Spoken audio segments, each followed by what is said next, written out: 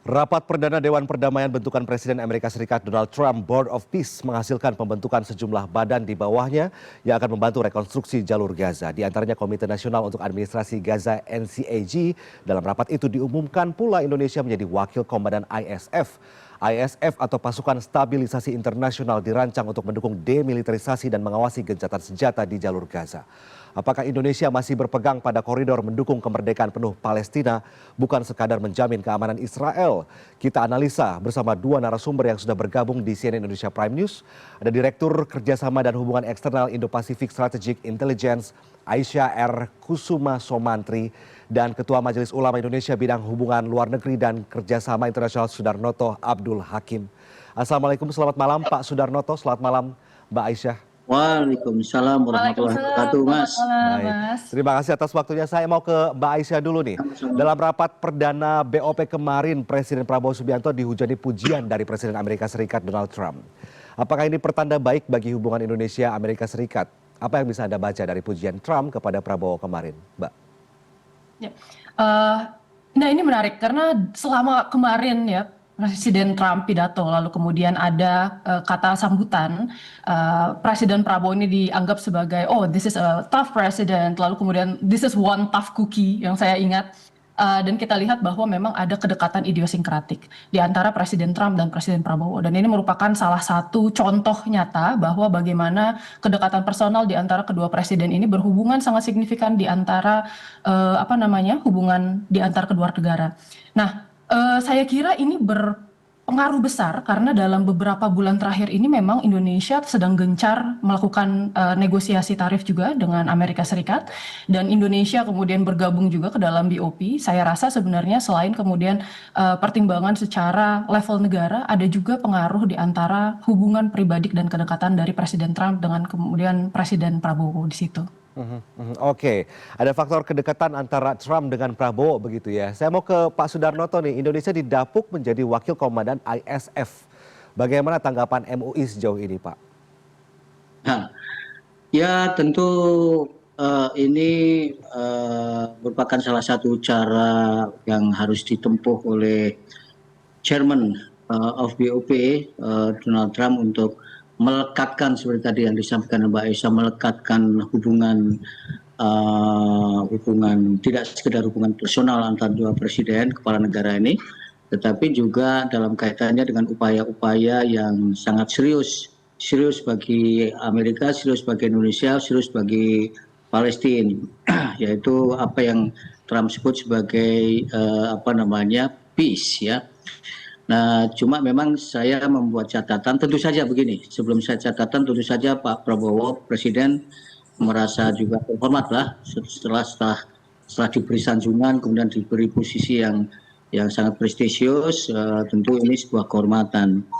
Cuma saja apakah kehormatan yang diberikan oleh Trump ini akan sejalan dengan prinsip-prinsip dasar yang harus diperjuangkan oleh bangsa Indonesia.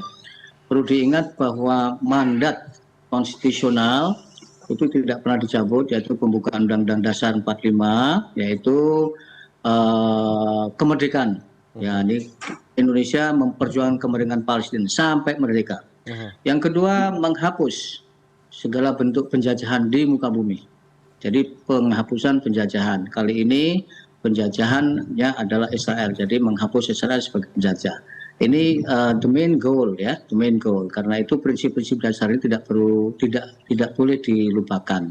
Nah, tentu saja ini tidak mudah. Seperti yang disampaikan Pak Prabowo sendiri, masuk di BOP itu luar biasa sulitnya. Bukan sulit masuknya, tapi sulit kerjaan yang harus dipikul oleh Pak Prabowo. Karena itu diplomasi harus dilakukan, dan kita lihatlah bagaimana persentuhan Pak Prabowo dengan Trump itu rupa. Cuma memang apakah memang kedekatan personal seperti ini akan bisa menyelesaikan seperti yang saya sampaikan tadi, menyelesaikan problem dasar yaitu kemerdekaan Palestina, dan kemudian Israel kemudian terhapus sebagai penjajah. Tidak ada lagi tidak sekedar no war ya. Peace itu saya melihat memang kata-kata peace di dalam Board of Peace itu artinya no war. Padahal penghentian perang ya, Karena itu harus ada program demilitarisasi, Hamas dilucuti, supaya ada security, ada stabilisasi gitu. Jadi, tetapi jangan lupa peace itu dalam pengertian sesungguhnya bukan sekedar no war, tetapi juga ada justice. Ini berkali-kali saya sampaikan, harus ada justice. Pertanyaannya adalah apakah Trump, apakah Board of Peace, badan ini yang dipimpin oleh Trump itu sudah memberikan petunjuk, memberikan sinyal tentang sinyal untuk membangun keadilan. Ini masalah besar dan ini yang harus diperjuangkan. Contohnya, jika memang dibuat adil, harus equal dong. Israel masuk, kenapa Hamas tidak masuk? Palestina tidak masuk, itu tidak equal. Jadi telah mendiskriminasi. Ya. Tentu punya alasan ya, mengapa Israel masuk, kemudian Palestina tidak masuk. Kemudian soal pelucutan senjata.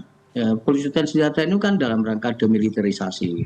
Nah, ini juga problem tersendiri. Saya kira dengan apa yang terjadi tanggal 19 kemarin, menurut hemat saya, Pak Prabowo sudah maju, tetapi mudah-mudahan Presiden kita benar-benar bisa mengusung cita-cita sebagaimana yang dimandatkan oleh pembukaan Undang-Undang Dasar 45, yaitu kemerdekaan dan penghapusan penjajahan. Oke, pada dasarnya MUI mensupport, mendukung selama Pak Presiden Prabowo atau pemerintah kita Indonesia juga tetap berkokoh begitu ya untuk kemerdekaan Palestina. Oke, saya ingin ke Mbak Aisyah. Mbak Aisyah, apakah keterlibatan Indonesia di ISF akan mempengaruhi citra Indonesia yang selama ini mendukung kemerdekaan Palestina? Karena Meksiko saja menolak loh bergabung dengan BOP ya, karena memang tidak ada Palestina di sana begitu. Bagaimana menurut Anda, Mbak? Ya, memang BOP ini agak menarik karena memang sifatnya US-centric. Nah, ini tetapi bisa dipertimbangkan sebagai platform baru untuk mendekati isu Gaza. Karena kita tahu sebenarnya UN yang berdiri atas dasar mandat Perang Dunia Kedua, itu jadi isinya adalah pemenang-pemenang perang dari Perang Dunia Kedua, itu dari tahun 48 hingga sekarang tidak bisa menyelesaikan isu Palestina dan Israel. Nah, sekarang ada interpretasi tidak langsung dari mandat UN ini yang dilakukan oleh Amerika Serikat untuk kemudian bisa melaksanakan penyelesaian konflik di Gaza. Nah, tapi kita lihat di sini bahwa kita terlibat di dalam BOP sendiri ini harus penuh dengan pertimbangan. Dalam artian harus ada perencanaan roadmap dari keterlibatan Indonesia di BOP. Kita harus menjadi driving force baru dan bukan justru tools dari kekuatan besar. Dalam artian kita harus menjadi agenda setter di sana. Apa agenda yang mau kita angkat di sana sesuai dengan kemudian posisi Indonesia sebagai negara-negara selatan. Lalu kemudian bagaimana agenda tersebut relevan dengan kepentingan rakyat Indonesia sesuai dengan alinea 2 pembukaan Undang-Undang 1945 seperti tadi kata Pak Sudarnoto.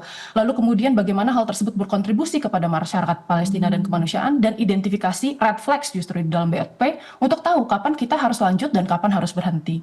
Nah, makanya saya kira harus ada diskusi lebih lanjut sebenarnya tentang hal ini dengan akademisi, profesional dan juga organisasi masyarakat ya, khususnya ini organisasi-organisasi Islam terkait kemudian pembuatan roadmap ini. Nah, kita lihat juga bagaimana keterlibatan kita dalam BOP ini juga bisa menjadi sebenarnya sarana baru bagi kita untuk berperan aktif di dunia internasional. Tetapi sekali lagi harus dengan pertimbangan yang matang dan kita harus merencanakan roadmap dengan konsultasi dengan pihak-pihak lain.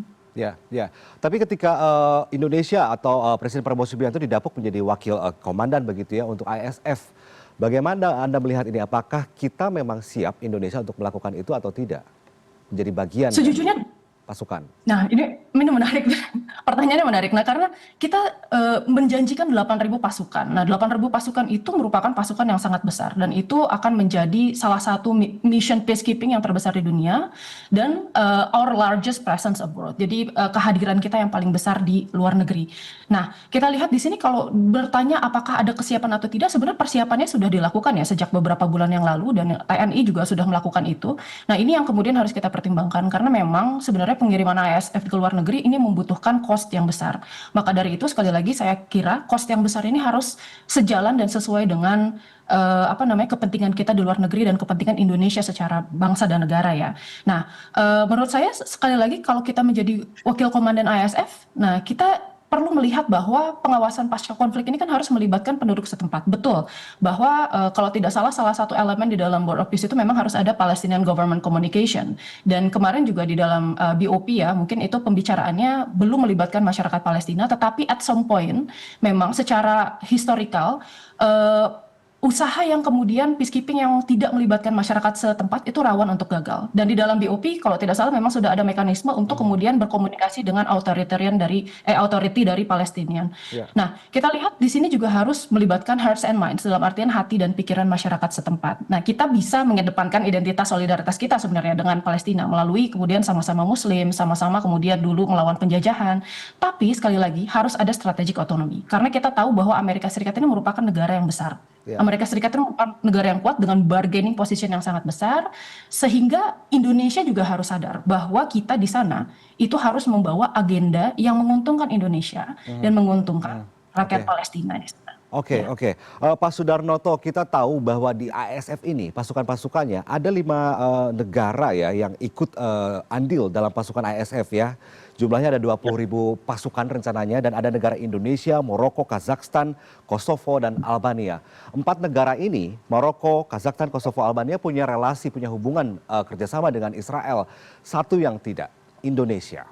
Apakah Anda melihat ini sebuah bentuk tidak berkomitmennya Indonesia dalam menjejakkan kaki bahwa Indonesia akan standing untuk Palestina, bukan untuk Israel? Begitu, Pak. Ya, saya kira prinsip ini harus tetap dipegang, tidak boleh dirubah, bahwa Indonesia harus stand for Palestine. Nah, BOP itu kan satu makhluk yang tadi disebutkan agak unik ya. Banyak sudah, saya tidak akan mengulang keunikan atau kontroversi terkait dengan BOP. Tetapi dalam kaitannya dengan pengiriman TNI ini, saya juga sudah menyampaikan saran lewat mass media bahwa jika betul tadi Mbak Aisyah yang disampaikan Mbak Aisyah, kalau ini tidak ada roadmap, kalau ini tidak ada planning yang strategis secara detail, meskipun Indonesia dipercaya menjadi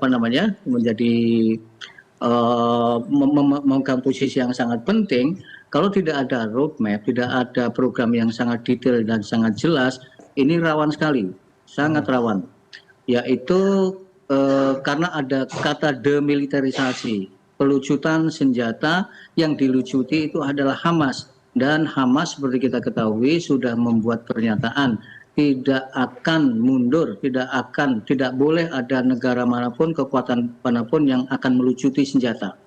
Nah, ini ketidakadilan. Karena itu jika Indonesia kemudian ternyata, mudah-mudahan tidak seperti yang disampaikan Mbak Aisyah, mudah-mudahan posisinya sangat kuat dan tidak tersubordinasi oleh kekuatan besar, dalam hal ini adalah kepentingan Amerika, maka sangat besar kemungkinan terjadi bentrok antara Hamas dan Indonesia, dan ini buruk sekali, sejarah paling kelam dalam sejarah kita, karena justru tidak memberikan dukungan terhadap perlindungan warga Palestina yang seharusnya memang dilindungi dalam hukum internasional, tapi justru menjadi korban dari sebuah kebijakan negara besar, yaitu Amerika. Karena itu memang Presiden dalam hal ini Indonesia memang perlu berhati-hati. Cuma memang kita harus menghitung waktu, jadwal, sampai kapan kemudian keyakinan kita bahwa Indonesia benar-benar akan mengirimkan dalam skema yang benar, tidak mengirimkan dalam skema yang salah. Karena kalau salah itu sangat fatal. Tidak saja hubungan-hubungan diplomatik akan berantakan antara Indonesia dengan Palestina, tetapi juga ketegangan-ketegangan geopolitik juga akan semakin tinggi.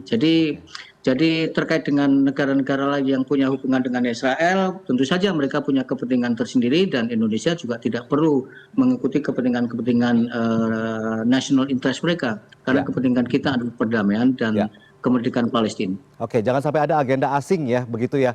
Pak Sudarnoto, sebelumnya MUI ini pernah menegaskan ya agar pemerintah Indonesia tidak terjebak dalam dominasi dan hegemoni Amerika Serikat, terutama agenda Donald Trump dan Israel. Dan Presiden Prabowo dikabarkan akan menurunkan 8.000 TNI untuk bergabung dalam ASF. Nah, risikonya adalah berhadapan dengan Hamas yang tadi Bapak sebutkan dan dapat merusak reputasi Indonesia sebagai pembela Palestina. Bagaimana Ya. sikap MUI terkait risiko Indonesia berkonflik dengan Hamas, Pak? Ketika hati dan pikiran masyarakat Indonesia mayoritas standing for Palestine, tapi ternyata pada praktiknya di jalur Gaza kita mensupport adanya pasukan untuk demilitarisasi pasukan Hamas di sana. Apakah MUI masih akan terus mendukung tujuan ini, Pak? MUI akan tetap mendukung untuk perjuangan kemerdekaan Palestina, tidak mengorbankan Palestina untuk skema apapun, termasuk BOP. Kalau ini dipaksakan, saya kira mudah-mudahan tidak. Saya kira Presiden nanti seperti usulan Mbak Aisyah, mudah-mudahan nanti ada waktu untuk Presiden kembali meminta pandangan, ya, meminta pandangan secara lebih intens dengan berbagai kalangan di dalam negeri. Kalau tidak, sentimen publik di Indonesia itu saya kira kita sudah tahu. Dukungan masyarakat Indonesia terhadap Palestina luar biasa. Kalau seandainya terjadi tragedi, kalau seandainya terjadi pertentangan, kalau seandainya terjadi antara TNI dan kemudian Hamas itu berbenturan, itu di dalam negeri juga akan situasinya juga akan tidak kondusif. Oke. Saya kira sentimen publik akan muncul. Saya khawatir ini akan terjadi, karena itu memang betul harus berhati-hati di dalam memutuskan apa yang mesti harus dilakukan, tetapi dengan roadmap yang jelas. Saya setuju sekali dengan Mbak Aisyah. Oke, Mbak Aisyah, ini kan sebenarnya ketika Indonesia didapuk menjadi wakil komandan pasukan ISF begitu ya untuk menjaga istilahnya stabilisasi di jalur Gaza, kemungkinan besar adalah banyaknya kontra dari masyarakat Indonesia sendiri begitu. Tapi di sisi lain, setelah pertemuan BOP kemarin, ada penandatanganan kerjasama perdagangan dengan Amerika Serikat. Ini artinya bahwa presiden kita memang sedang berjuang untuk membangun ekonomi Indonesia, tapi di sisi lain ini seperti buah si malakama. Indonesia harus berada di tengah-tengah, Indonesia harus berada netral, tapi punya satu tujuan, mendukung kemerdekaan Palestina. Menurut Anda, bagaimana caranya supaya ketika pasukan-pasukan Indonesia ini datang ke sana untuk mendukung pasukan ISF, tapi reputasi Indonesia ini tetap terjaga bahwa ingin kemerdekaan Palestina? Bagaimana caranya, Mbak Aisyah? Baik, seperti yang kita tahu, kemarin baru saja ditandatangani trade deal baru antara Indonesia dengan Amerika Serikat. Dan ini menarik karena dua-duanya itu tujuannya adalah tujuan resiprokal, dan Indonesia berhasil menghapuskan tarif ya 0% di beberapa komoditas. Nah, kita lihat di sini, jika kita melihat bagaimana kemudian kita berjuang begitu keras ya untuk kemudian bisa mengurangi tarif yang kemudian diterapkan oleh Amerika Serikat. Nah, saya rasa sebenarnya kita perlu fokus pada tujuan kita. Sekali lagi tujuannya adalah memerdekakan rakyat Palestina, dan balik lagi ke Undang-Undang Dasar pembukaan alinea kedua, yaitu menghapuskan penjajahan di atas dunia dan kemudian untuk mewujudkan perdamaian dunia. Dan kita lihat di sini bahwa yang pertama saya rasa memang Indonesia ini harus bertujuan untuk mendapatkan positive peace. Positive peace dalam artian itu adalah sesuatu yang sifatnya jangka panjang. Nah, bukan hanya negative peace atau kemudian hanya ketiadaan perang yang dilakukan by force atau dengan kekuatan seperti apa yang kemudian terjadi selama ini gitu. Jadi kalau yang kita lihat di sini akar permasalahannya juga harus diatasi dan harus building community resilience di antara masyarakat Palestina. Nah, ini masalahnya apa? Ini kan kita butuh kekuatan atau negosiasi yang baik juga dengan Israel, khususnya untuk menghentikan praktek-praktek okupasi ya dan kemudian kolonialisme yang ada di sana. Mau tidak mau kita harus kemudian hands on, dan secara diplomatik pun kita harus punya kemudian posisi tawar yang kuat di situ untuk membawa tadi ya agenda kita bahwa tujuan utama kita ada di Board of Peace itu adalah mendukung kemerdekaan rakyat Palestina. Nah, lalu yang kedua menurut saya terkait masyarakat sendiri perlu ada sebenarnya komunikasi politik yang baik dari pemerintah. Saya kira sebenarnya Prabowo masuk ke dalam Board of Peace pasti ada nilai positif yang kemudian bisa kita ambil, khususnya dalam perjuangan untuk memerdekakan Palestina. Tetapi untuk menjelaskan apa yang ingin kita capai di level global dan bagaimana kita memanfaatkan Board of Peace sebagai platform, itu yang perlu kita kaji kembali ya. Apakah nanti di masa depan gitu, ketika kita melakukan misalnya operasi di sana di dalam bagian ISF, kita bisa menjelaskan apa yang kemudian kita lakukan secara publik ya, agar kemudian publik juga mengerti dan tahu apa sih sebenarnya yang kemudian dilakukan pemerintah Indonesia dengan menggunakan pajak negara di sana gitu. gitu ya, sehingga pertanggungjawabannya bisa jelas. Tuh. Oke, Mbak Aisyah, pertanyaan terakhir untuk Mbak Aisyah nih. Kira-kira ketika nanti pasukan Presiden Prabowo Subianto atau Indonesia tengah mempersiapkan pasukan untuk dikirim ke sana begitu ya, apa yang perlu dipersiapkan oleh pemerintah Indonesia dalam hal ini? Karena mereka akan bergabung dengan pasukan dari negara lain yang notabene sudah ada kerjasama dengan Israel begitu. Betul. Yang pertama adalah sebenarnya tekad politik. Jadi kita harus percaya bahwa memang Indonesia ini secara politik itu memang selalu bebas aktif ya di dalam level global. Kita harus berpegang teguh terhadap itu. Nah, bebas dalam artian kita ini harus impartial, tapi aktif ini berarti kita juga punya strategic otonomi di level global. Kita harus kemudian turut aktif berikut serta dalam proses perdamaian internasional ya di level global. Nah, saya rasa Indonesia harus sekali lagi kemudian menetapkan sebenarnya apa yang mau kita capai, targetnya. Jadi tadi roadmap kita itu harus jelas apa yang mau kita capai di dalam BOP itu. Nah, yang pertama kita lihat di sini dari segi misalnya batasan-batasan ya. Ada hal yang kemudian perlu kita lakukan dan kemudian ada yang kemudian perlu kita jaga agar kemudian hubungan kita dengan authority yang kemudian ada di Palestina itu tetap berjalan dengan baik. Apakah itu misalnya negosiasi yang berdasarkan cultural, kekeluargaan, lalu kemudian kesamaan identitas dari identitas Islam kita dan lain-lain. Itu kita harus kemudian melakukan dalam koridor kita menghormati dan menghargai kemudian authority Palestina yang ada di sana. Itu. Yang kedua, pendekatan hearts and minds yang kemudian sangat menyeluruh. Dalam artian saya rasa di sini kita perspektifnya jangan hanya selalu militer. Di sini negatif peace-nya sudah tercapai almost, meskipun masih ada serangan-serangan yang kemudian dilakukan oleh Israel ke masyarakat Palestina. Tapi yang harus kita lihat di sini adalah bagaimana kita bisa kemudian menciptakan sebuah pasukan perdamaian ASF ya yang memang berdasarkan kepada masyarakat gitu. Bagaimana caranya agar kita melakukan hearts and mind society pendekatan. Saya rasa bukan hanya kemudian terkait masalah peperangan saja, tetapi kemudian kita bicara tentang masalah pendekatan sosial. Kita bicara tentang masalah pendekatan ekonomi. Kita bicara tentang rebuilding karena infrastrukturnya juga di sana hancur berantakan. Dan saya rasa yang terakhir ini adalah bagaimana kita harus masuk ke dalam Gaza ya. Ini dengan perspektif sekarang ancamannya juga masuk ke tahapan ancaman human security atau bagaimana kemudian masyarakat itu ada 2 juta orang Palestina yang sekarang terlantar yang hidup di dalam tenda itu perlu mendapatkan keamanan gitu. Jangan sampai kemudian mereka masih tetap dipersekusi ketika perangnya sudah selesai. Kita bilang ini sudah ada gencatan senjata, ada negatif peace, tapi nyatanya di lapangan sebenarnya ada persekusi yang dilakukan oleh Israel ya terhadap masyarakat Palestina. Jadi yang namanya human security ini harus dijaga. Jadi keamanan yang berdasarkan keamanan insani, bukan hanya kemudian keamanan di level negara saja. Oke. Terakhir Pak Sudarnoto, kita tahu bahwa dalam pandangan Islam ini ada yang menilai bahwa penjajahan dalam bentuk apapun adalah kezoliman yang wajib diakhiri. Ini ketika Indonesia masuk ISF kemudian berjuang untuk manajemen konflik di sana di jalur Gaza bersama 5 negara lain begitu ya. Kita tidak ingin ketika nanti yang diperjuangkan adalah manajemen konfliknya. Ketika demilitarisasi ini tercapai, sudah ada gencatan senjata, tidak ada aksi saling serang antara Hamas dengan Israel. Tapi kemudian ternyata Palestina masih juga tidak dianggap di dunia ini. Apakah MUI punya keyakinan penuh bahwa dengan masuknya Indonesia bergabung dengan ISF, Palestina merdeka akan tercapai, Pak? Takdir Allah, nih kalau bahasa MUI takdir Allah. Tetapi memang harus diperjuangkan, harus ada keyakinan. Sebagai bangsa yang punya pengalaman panjang ya di dalam memperjuangkan kemerdekaan ya setelah penjajahan kita nih, kita punya pengalaman-pengalaman, pelajaran-pelajaran yang sangat berharga. Saya kok masih sangat optimis ya, meskipun sekarang ini pilihan BOP itu sepertinya menjadi satu-satunya pilihan, tetapi kita belum tahu apa yang terjadi setelah KTT BOP ini, apakah nanti ada perbaikan yang sangat signifikan dalam pengertian perdamaian yang sejati ya, kemerdekaan yang benar-benar diperoleh oleh Palestina, Gaza dan Palestina secara keseluruhan. Tidak sekedar ini yang dilakukan BOP ini kan sangat teknokratik sebetulnya. Jadi kalau negara aman itu harus dikasih makan dulu, kasih pekerjaan dulu, selesai, sejahtera.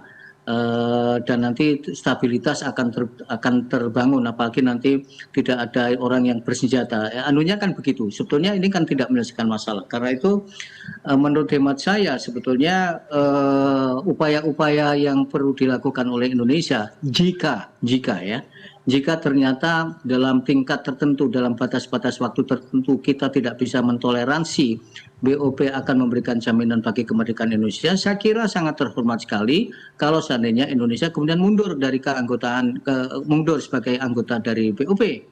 Apalagi sekarang kan juga bayar juga belum ya, kalau tidak salah ya. Jadi belum ada ikatan, tetapi memang keinginan Pak Prabowo, dia patriotik sekali ya, pemberani. Tetapi bagaimanapun juga keberanian itu harus terukur, dan tadi saya sampaikan jika sampai pada titik tertentu, satu, tidak ada jaminan BOP akan memperjuangkan kemerdekaan Palestina, maka mundur.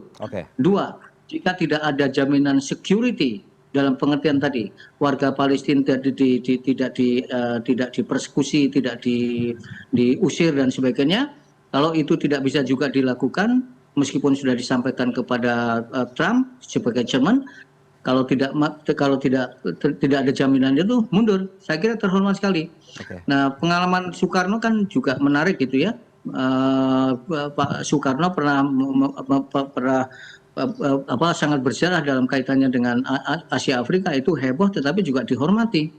Mungkin situasi politiknya waktu itu berbeda dengan sekarang, tetapi saya ingin mengatakan bahwa diplomasi yang berkeadaban. Nah, ini sungguh sangat penting, dan saya kira Pak Prabowo akan sangat mengerti, dengan catatan beliau perlu mendengar dari berbagai pihak untuk memberikan pertimbangan-pertimbangan yang tepat, sehingga arah jalan Indonesia untuk Palestina itu benar.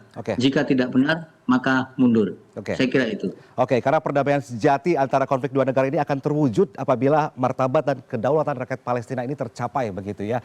Kita tunggu saja bagaimana komunikasi yang akan dilakukan oleh pemerintah kita kepada masyarakat Indonesia. Semoga kita selalu positif, kita semua mendukung apapun yang dilakukan pemerintah, dan semuanya untuk kepentingan masyarakat bersama. Terima kasih Mbak Aisyah dan Pak Sudarnoto bergabung bersama kami di CNN Indonesia Prime News. Sehat selalu. Assalamualaikum Pak Sudarnoto.